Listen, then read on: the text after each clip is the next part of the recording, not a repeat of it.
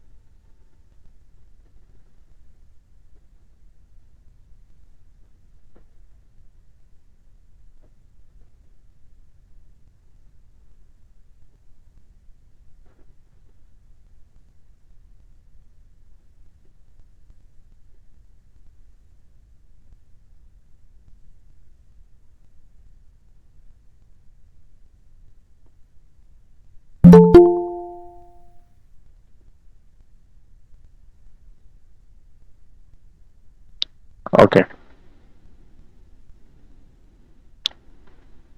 So, till now we have covered about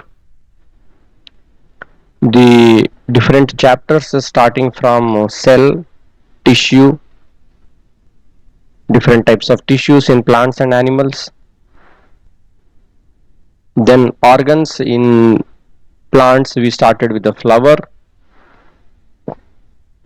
What are the different parts of the flower? How it is useful in reproduction? The different parts of the flower, how they are converting into the fruit and seed after fertilization.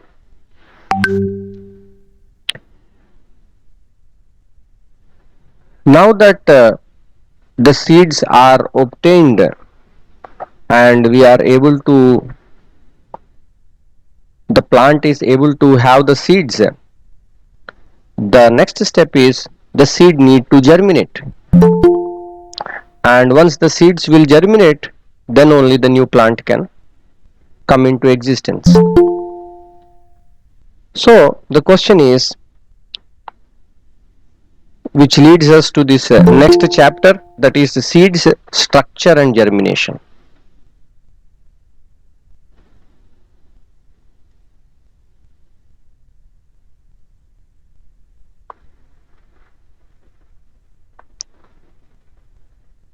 Structure and germination.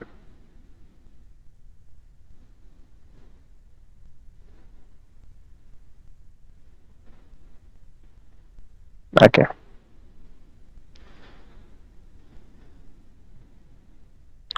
The fruit is coming from which part of the flower? Ovary. From the ovary. The ovary after fertilization will be converted into the fruit, and the seed is obtained from which part of the flower? Ovule. Ovule. Ovule.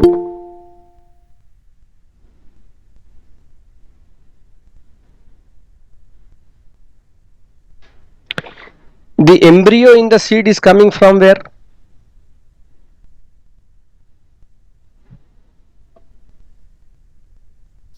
From egg cell and synergids. Egg cells. So within the ovule the egg cells are there. Inside the ovary many ovules are there, maybe one or many ovules may be there. Inside the ovule the egg cell is there. The egg cell will become the embryo, the ovule will become the seed.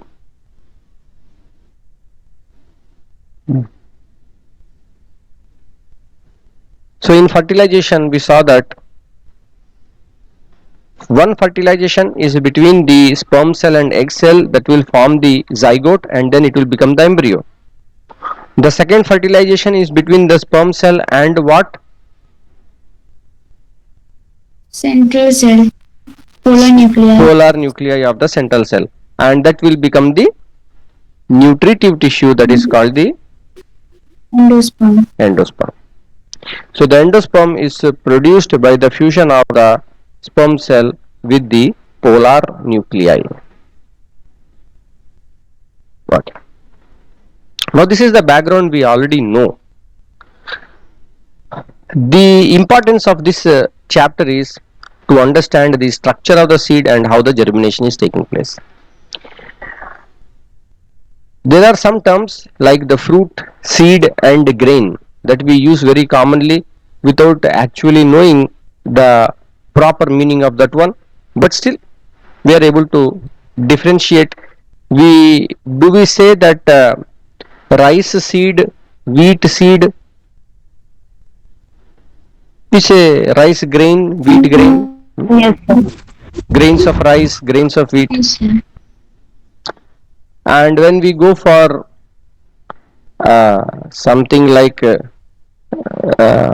pea, okay, that is, people like to eat the chaat outside, then that is made from the sweet pea, okay.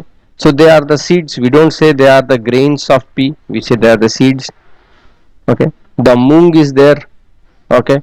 All these kind of whatever seeds are there, different type of beans are there, all of these we say are the seeds, we don't say they are the grain,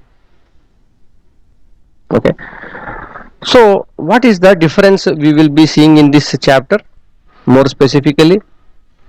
These seeds they can be of the different size, okay, very small size like in the poppy seed and strawberry, or they may be quite large like in the mango and plum. They may be very large, for example in the coconut and double coconut. So when we look at the coconut, whether coconut is a fruit or a seed,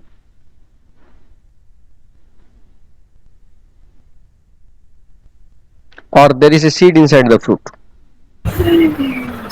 So we will try to understand these kind of things, okay. When we know the structure, then only we can predict, okay. Now the types of seeds.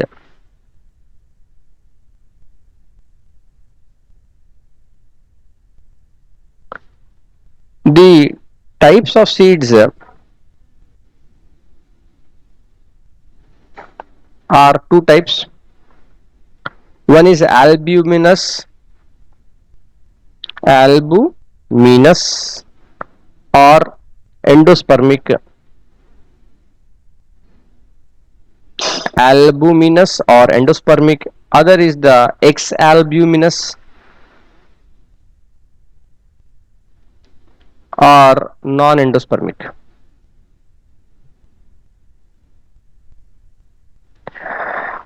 We know that what is endosperm. Endosperm is required for what purpose? To store food. To store the food. It is going to provide the nutrition to the growing embryo. See the nature how it has designed. It is producing two sperm cells. Okay, from the pollen grain we are getting how many sperm cells? Two sperm cells. One fusion is taking with the egg because the zygote and embryo should come. That is the new organism. But at that time only the nature is also taking care that when that seed is going to germinate, it is not going to have any roots, it is not going to have any leaves, okay. So it needs some little bit of food that should be available with it, okay. That is why there is another fusion, that is between the polar nuclei and the sperm cell. This triple fusion between three nuclei, that fusion is taking place, that one is going to give the food material, that is going to make all that food material so that it is available to the growing embryo. Such ones which seeds in which the cotyledon is not very prominent and endosperm is present. For example coconut, in coconut cotyledon is there, okay. I think this term cotyledon all of you have come across before this. Yes, covering. So it stores food for the baby plant. It is going to store food for the embryo, okay. We use the term embryo. So in your earlier classes you came across the term this cotyledon, like in your class 8 or something like that, class 8 and class 7. cotyledon? No. So we will see. Okay. So now basically the types of seeds are two types. One is albuminous or endospermic. Okay. In this one, there are the two types of one is monocotyledonous plants, other is the dicot plants. So dicot means it will have two cotyledons, monocot means one cotyledon. So here examples are cereals. Cereals means what?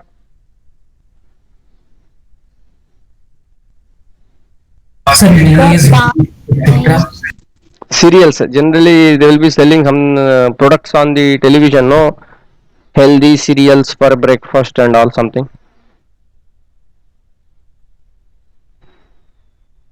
Okay, cereals are the regular grains that we consume. Okay, like wheat and so on. These are all cereal crops. The millets include the rye, bajra, jowar. All these kind of things are millets. Palm, all of you know what is palm. So all these three examples are coming under monocot. Monocots which are not having the cotyledon, they are having the endosperm. Poppy and custard apple, this also example of the dicot which is having a prominent endosperm. In the exalbuminous or non-endospermic one, the monocot examples will be Vallisneria. We have come across this plant before.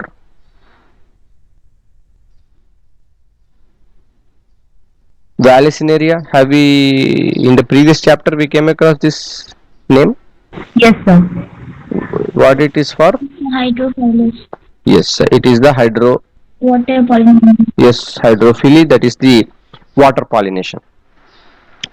Orchids are ornamental flowers. It will produce the ornamental flowers. Okay, they are not so easy to propagate. So therefore, we have to use things like tissue culture to grow it. And Amorphophallus is also some kind of underground one. So Vallisneria, orchids, Amorphophallus are monocot, and they are having the prominent cotyledon. Dicot with the prominent cotyledon, gram, like green grams. Okay, that is the mung, what you say, it is a dicot. The pea plant, sweet pea plant, mango ever you open it and see inside the seed how many cotyledons are there. Mustard, okay, mustard is also dicot, and it is having prominent cotyledon, it is not having an endosperm. So this is the basic classification of the seed based upon the presence or absence of the endosperm. Now we will see the comparison of the structure. Excuse me, sir. Yeah. Excuse me, sir. Yeah, In go the ahead. previous slide, I have a doubt. Huh. That still in the aluminous, this dicot ones are present. So what is the need of endosperm if cotyledon is present then? It will be there. It will be there. So you see, we will see now the structure. So in this structure, we will understand. Okay, we'll see the structure of the seed. So unfortunately, what happened? The classification of the seed is given before. Okay, first we should know the structure of the seed, then we can understand this one. So we will see now the structure of the seed, and then you can try to answer. The bean seed. Okay. Okay, one is the bean seed and one is the maize grain. Okay, so we'll compare the structure of both of these. Okay, and we will see how the seed looks like. Okay, anatomy of a seed, you can say. So this is what we are seeing, a dicot. That means it is having the two cotyledons. So if you open that seed, then you will see there are the two halves will be there. Outside it will look like one sphere, like a ball. But if you remove the seed coat, inside you will see there are two halves are there. That means it is dicotyledonous. So these two are the cotyledons. And in one of these cotyledons, there will be an attachment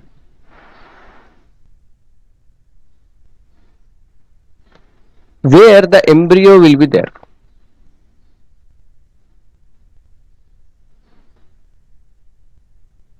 Okay, this embryo is attached to one of the cotyledons.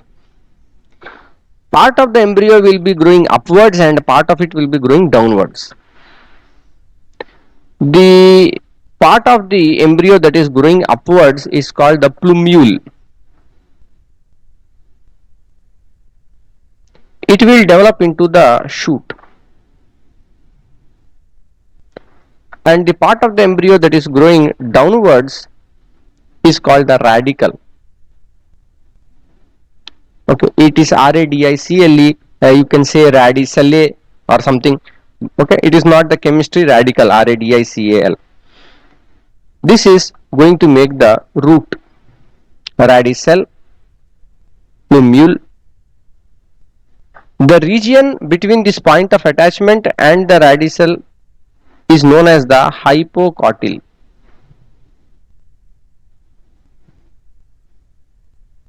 And the region between this plumule and the point of attachment of the embryo is called the epicotyl.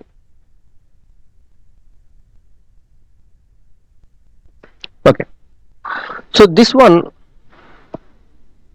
is the basic what are the regions or features of the embryo. Plumule will become the shoot, radicle will become the root, hypocotyl and epicotyl are the regions below the point of attachment and above the point of attachment of the embryo. We will see why this hypo and epicotyl are important in the next section, that is germination.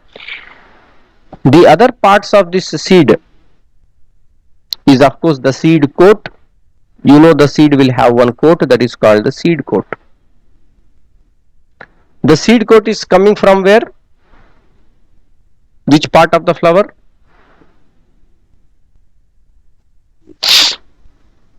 Wall of the ovule. Wall of the ovule. Yes, the what we call it as the integuments. The integuments will develop into the seed coat. The seed coat is having the two layers. Outer layer is called the testa and the lower layer is called the tegmen. Okay, so seed coat is there. This structure that we saw is we open up and we are seeing that seed. Now if you just look at the seed from a side view, so we will see that some kind of dark color region will be there and there will be a small hole will be there. This hole is known as the micropyle. We have come across this term before, micropyle. Yes, sir. What is So that? this is that from the pollen grain goes to the Yes. That is the site. That is the site where the pollen tube will enter into the ovule. The same micropyle is there here in the seed. It is still appears as a small hole here. The water, it cannot enter the seed via the seed coat. The seed coat will not allow the water to enter inside. The water will enter through the micropyle. Okay, so water does not enter through the seed coat, it can enter through the micropyle.